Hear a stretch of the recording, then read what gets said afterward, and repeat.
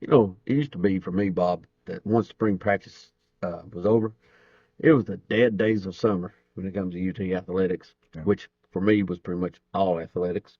Yeah. Um, but that's certainly not the case now with all the spring sports success we've had. Hmm. And it seems like college football is a year-round topic anymore. But we're just coming off the spring meetings. Right.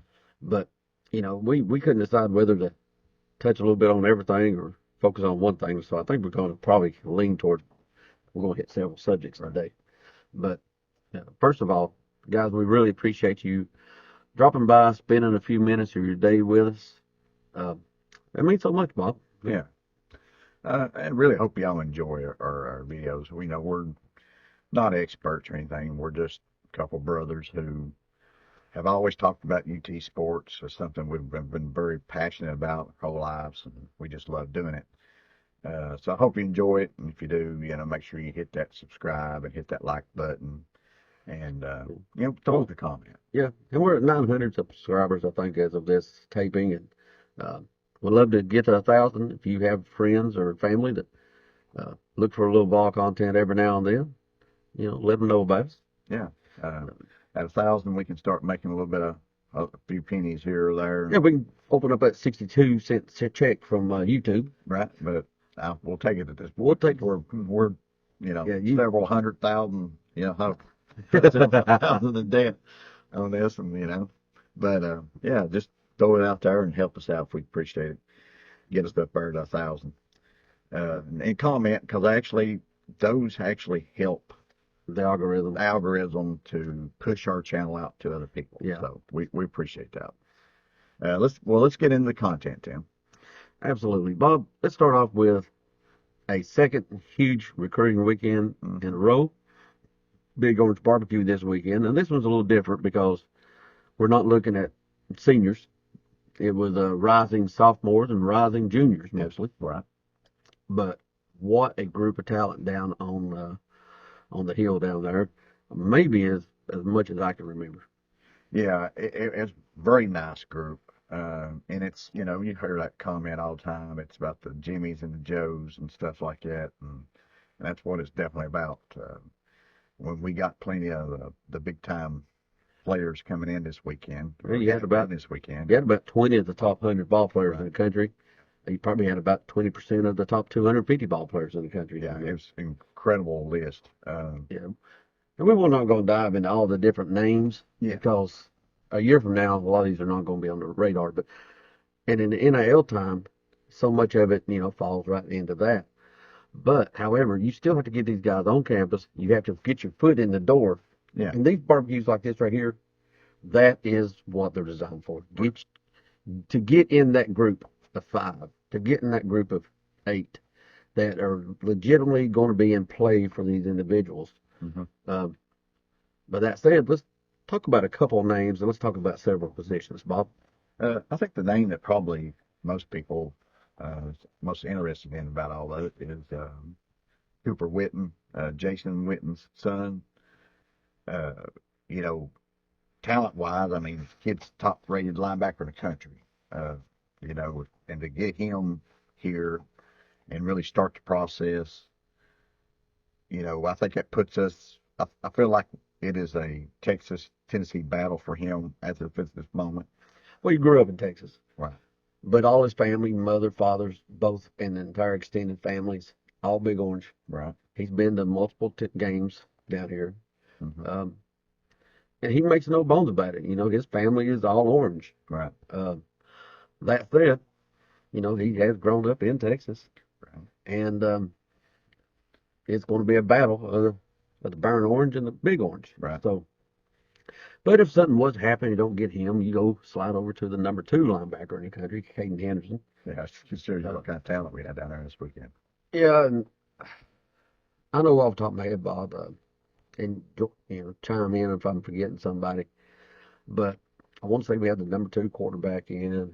I think we had 2 of the top 3 running backs, including David Gabriel Georges out of Chattanooga. Mm-hmm.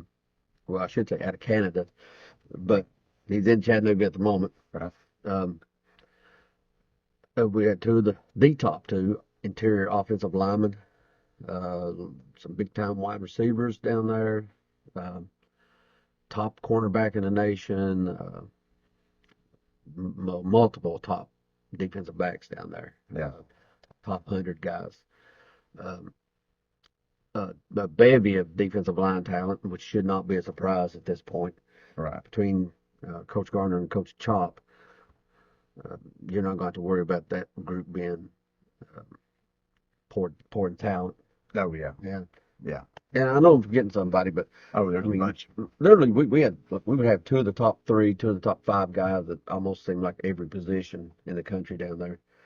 And it wasn't just a handful of them, and then drop down to 3 stars.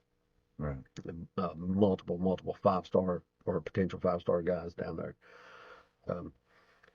You know, and that's what you want to get these guys on campus. Let them have a good time.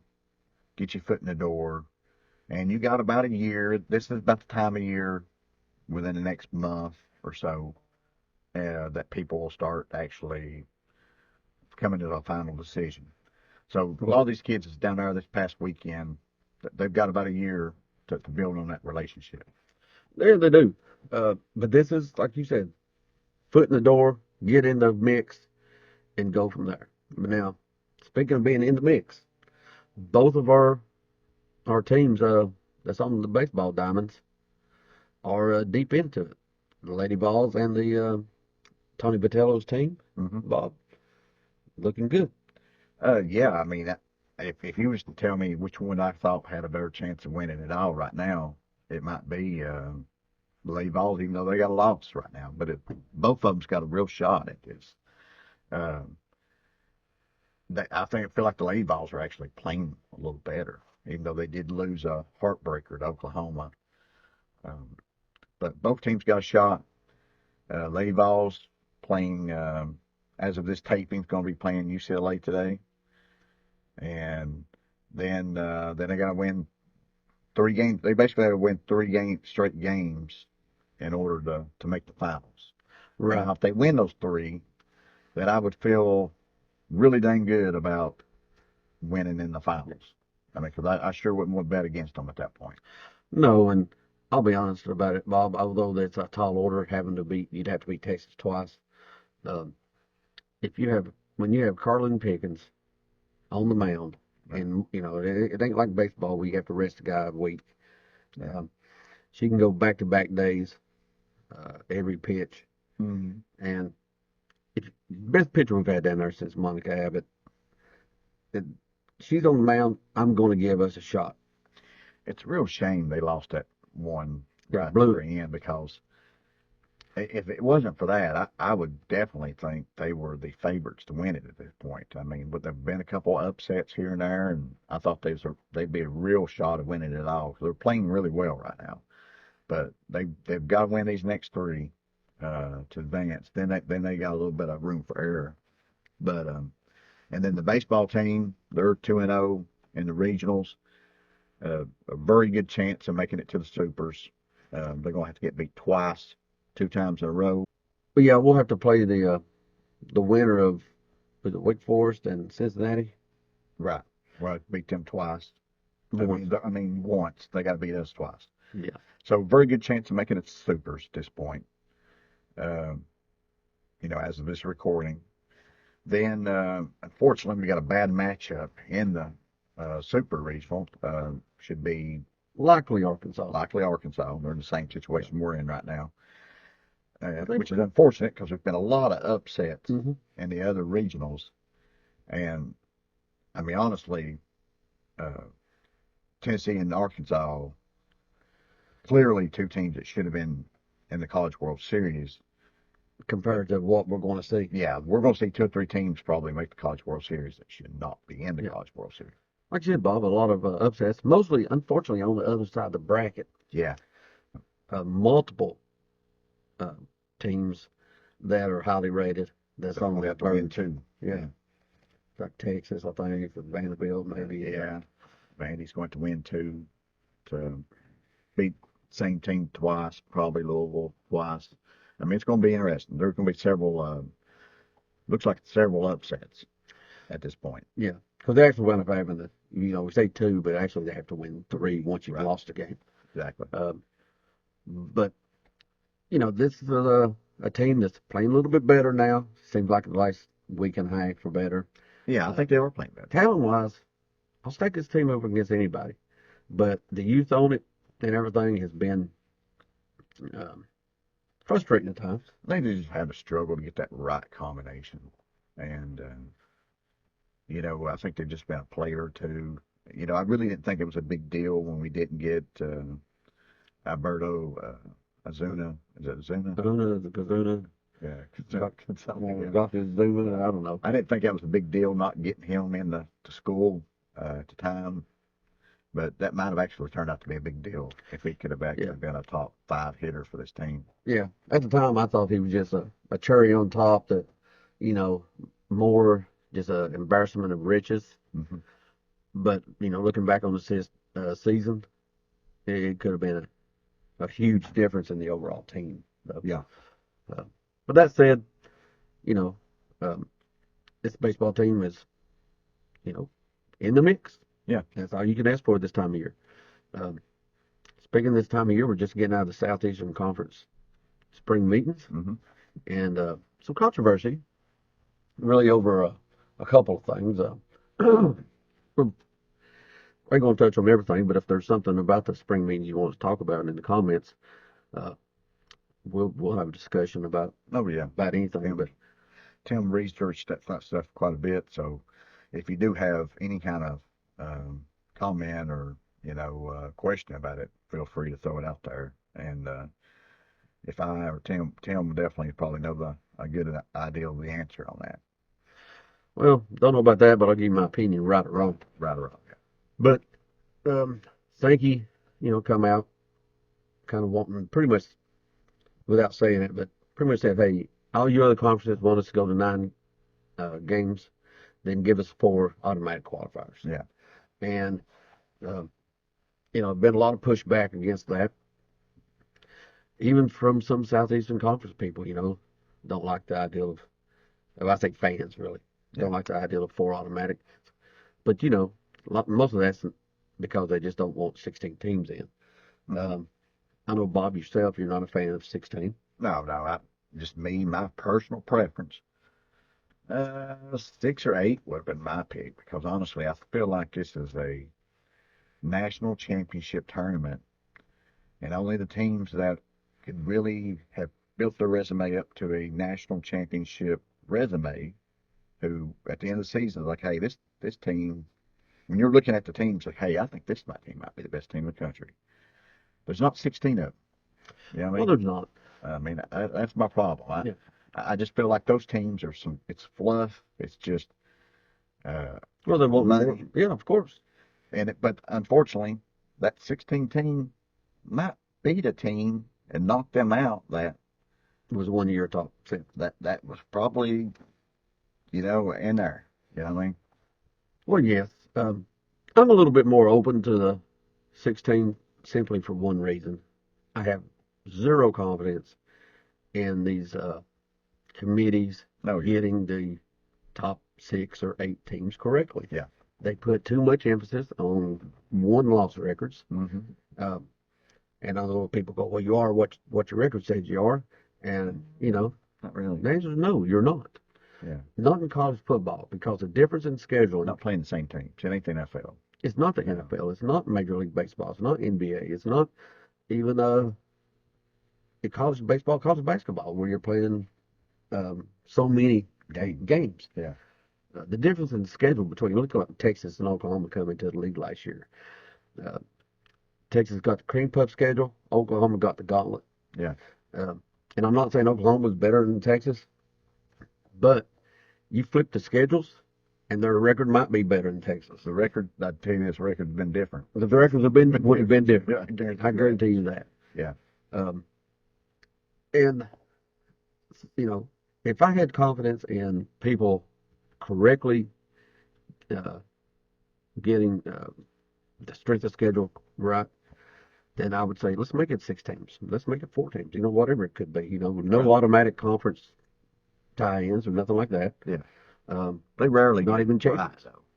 No, they don't. I've never seen them get it right. Um, not in my opinion. Right. Now, my opinion may have been wrong a lot of years, but Well, your opinion usually is right on track with mine, and so I'm gonna say you're right. well, don't know about that, but I will say this too on that. A lot of people try to make Sankey to be the bad guy, Mhm. but remember 3, 4 years ago, he made an offer that was in the best interest of college football and the other conferences. Yeah. Pretty much said, no, we're doing it our way. And, within a year, they was coming crawling back going, boy, is that offer still on the table? And he said, no, it ain't. No. You made your bed. You're going to lie in it. Right. And he's pretty much kept that in since then. Now, that all said, in the last 24, 48 hours, there seems to be a little push for a 5 conference champions and 11 at large, Right. which I'd be fine with, once again, if I felt that they would get the strength of schedule Yeah. correctly, the proper weight to put on that. Mm-hmm. Um, and of course, there was also the deal with the, Tennessee had the state law that's going to kind of protect them from the House agreement, potential lawsuits that come out with the House agreement. Yeah.